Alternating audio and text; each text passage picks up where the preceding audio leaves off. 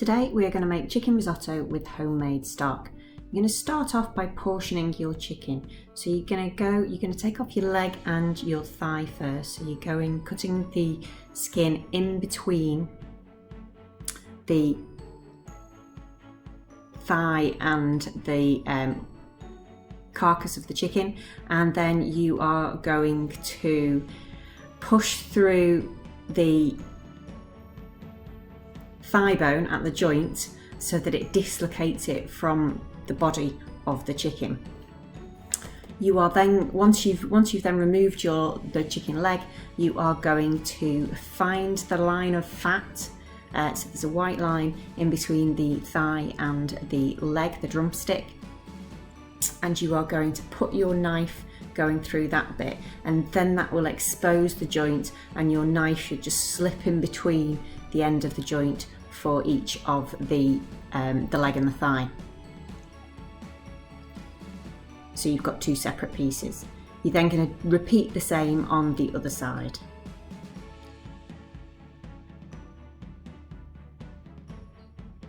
Once you've removed the leg and the thigh, you are going to look at taking off the breast of the chicken.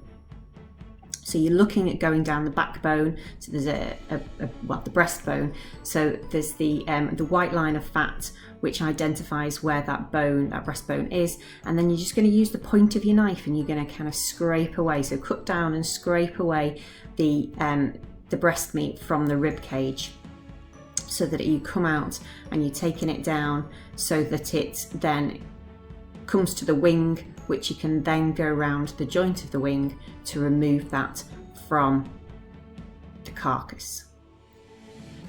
Take off the tip of the wing and then cut around the joint of the wing to remove it from the breastbone, and then repeat on the other side.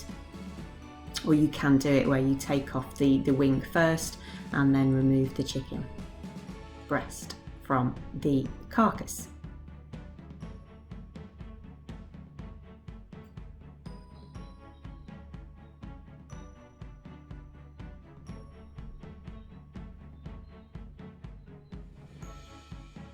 You're then left with your 8 pieces of chicken and then your carcass, which you're going to use for stock. So to make the stock, you're going to put a selection of vegetables into the pan with a bouquet garni, which is a bundle of herbs.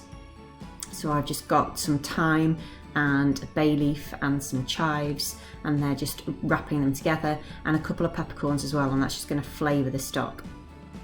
You're then going to cover your carcass and your vegetables with cold water and then put it on the heat, and then as it's coming to the boil, you're just going to skim off any of the scum that comes to the top to leave you with a clear stock.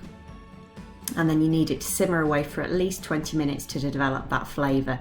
If you've got longer, simmer it away for up to an hour or longer. Then you're going to prepare your chicken. So you can take off the fat or the skin from your chicken, and then you are going to use the tip of your knife again, and you're going to cut around the bone to expose the bone and then remove it out of the thigh. And then the same with your chicken drumstick. So you can see how we're removing it from the bone, and then we're just trying to take out some of the tendons, which are a bit tough and stringy. Okay, chopping up the chicken into bite-sized pieces so that is then going to go into our risotto, and I'm going to use the chicken breast and I'm going to pan fry it and put it on top of the risotto. You're then going to prepare your vegetables. So you're going to dice your onion. You need to prepare some garlic cloves, and then any extra vegetables that you want to go into it.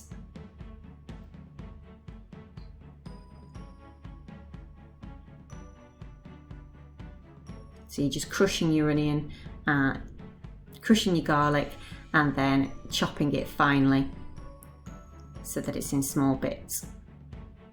Wiping any soil off your mushrooms, and then just chopping them into bite-sized chunks. Whether you slice them or you chop them into chunks is entirely up to you. I've then just popped in some baby corn, which will add that texture and colour. For the stock, you then need to remove your carcass and you need to remove any of the vegetables so that you're just left with a clear stock. You're then going to leave that on the heat, but just on a low heat to keep it warm. So to start our risotto, we're heating a small amount of oil and then we're going to put our onions in, and we just want to soften our onions. So you want them on a medium heat. You don't want them to get colour, you want them to soften. So this will take a few minutes.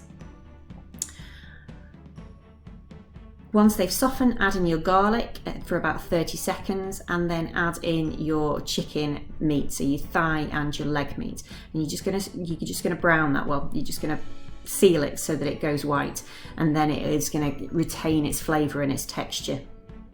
As it cooks, add in your vegetables to just get them to start to release their juices.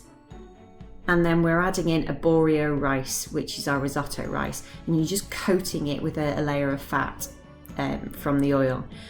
You're going to add a small amount of stock in each time. So you're going to add a small amount of stock in and then allow it to absorb away, absorb into the rice. So it's going to thicken and soften your rice, and as some of the starch comes out of the rice, it will kind of thicken any of the liquid and the juices that are there as well. So you're just heating it on a medium to low heat, and then this will take about 20 minutes. Okay. And you need it so that all of your stock is absorbed into your rice.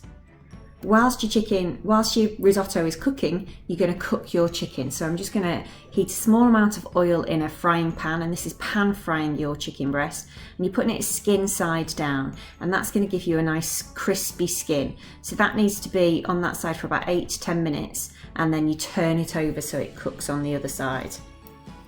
All the time you need to keep an eye on your risotto and give it a stir occasionally, add in more stock as the rest of it is absorbed into the rice, until you get to that stage where the rice is soft, and then you turn off the heat and stir in your Parmesan cheese.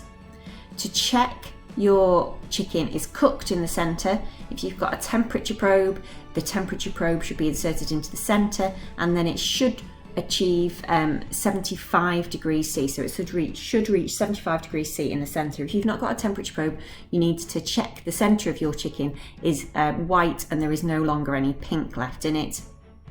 We can then slice our chicken, which can go on.